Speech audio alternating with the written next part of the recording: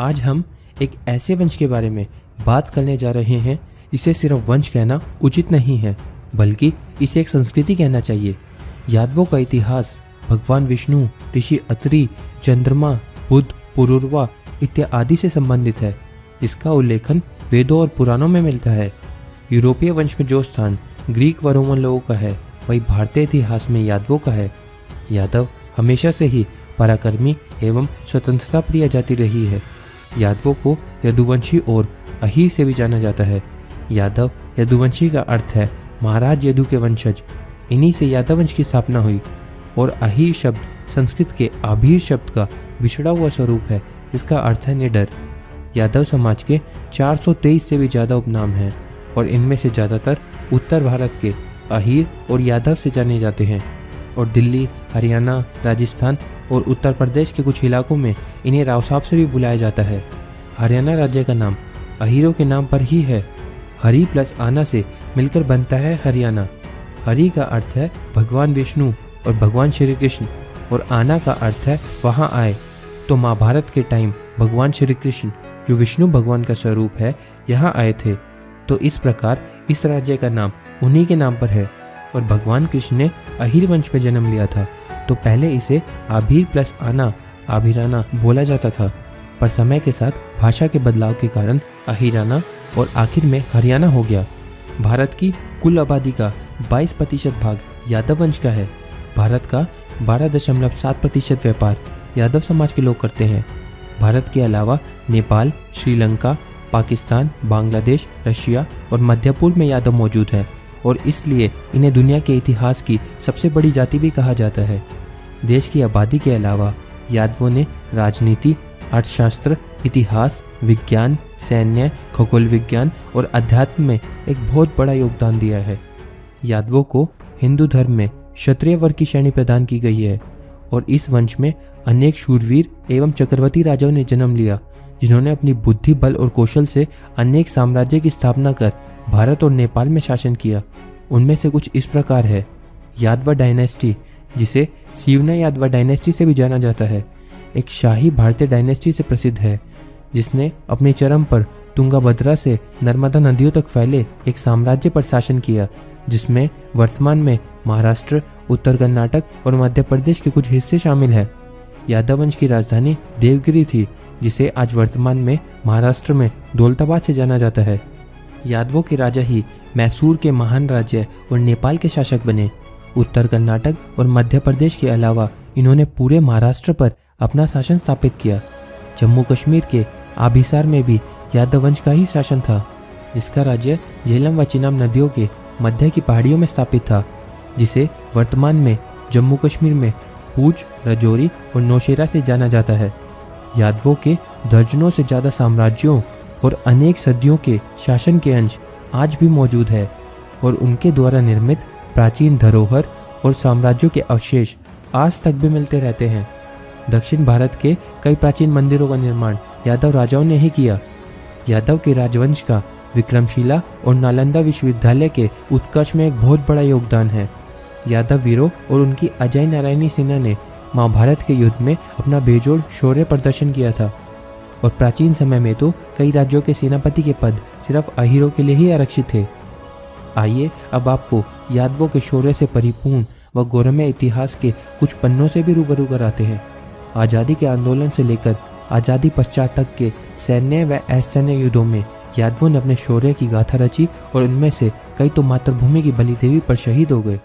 सन 1739 में east India company के विरुद्ध सर्वप्रथम कटलापुरम उर्फ तमिलनाडु के यादव वीर अलगमुत्तु कोंड ने विद्रोह का झंडा उठाया और पहले स्वतंत्रता सेनानी के गौरव के साथ युद्ध करते हुए वीरगति को प्राप्त हुए। सन 1848 में रेवाड़ी हरियाणा के राव गोपाल देव, जिन्होंने अकेले ही 28 अंग्रेजों को मार गिराकर यादव पराक्रम का परिचय दिया।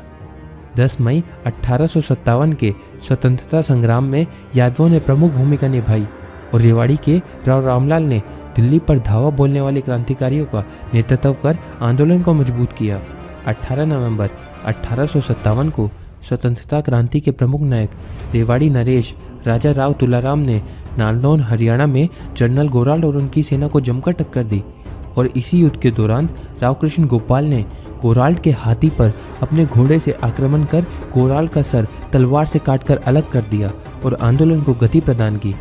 18 नवंबर 1962 में भारत चीन युद्ध के दौरान यादव सैनिकों का पराक्रम व बलिदान भारत में आज तक सराहनीय माना जाता है, जिन्होंने अपने प्राणों की आहुति देकर राष्ट्र के मान सम्मान और गौरव को बढ़ाया।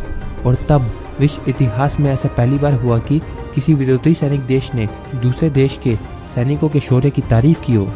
13 कुमाऊं रेजिमेंट, जिसका दूसरा नाम वीर अहिर भी है, के 114 सैनिक जो वीर गति को प्राप्त हुए थे, उन्होंने चीन के 1300 से भी ज़्यादा सैनिकों को मार गिराया था और युद्ध विराम के लिए मजबूर कर दिया था।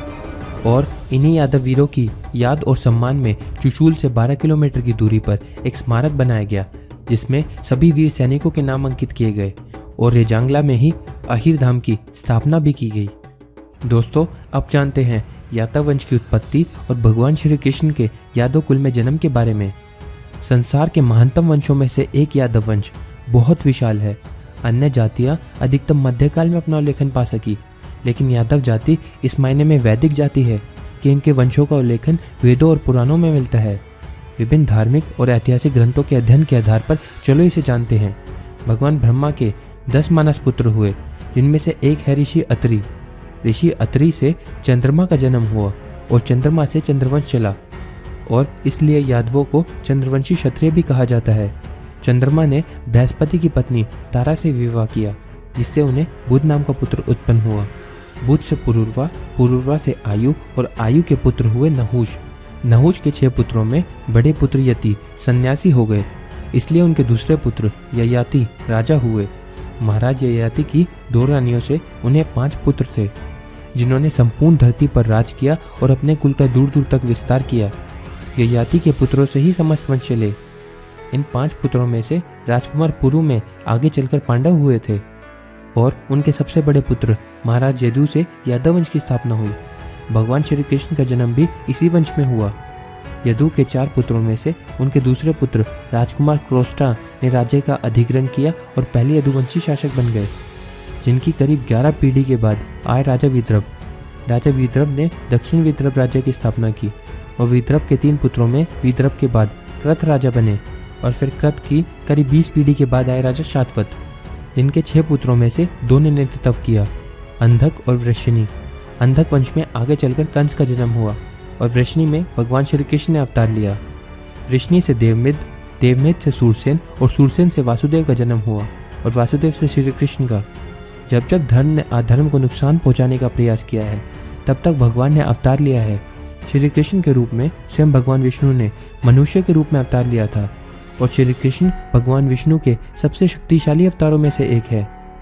यादव समुदाय का एक गौरवमय इतिहास और विरासत है, और जब जब जरूरत पड़ी है वह वीरता एवं शौर्य की गाथा रचते रहे हैं।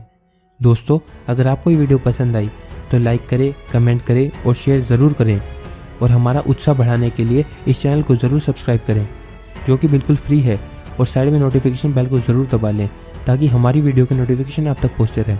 धन्यवाद।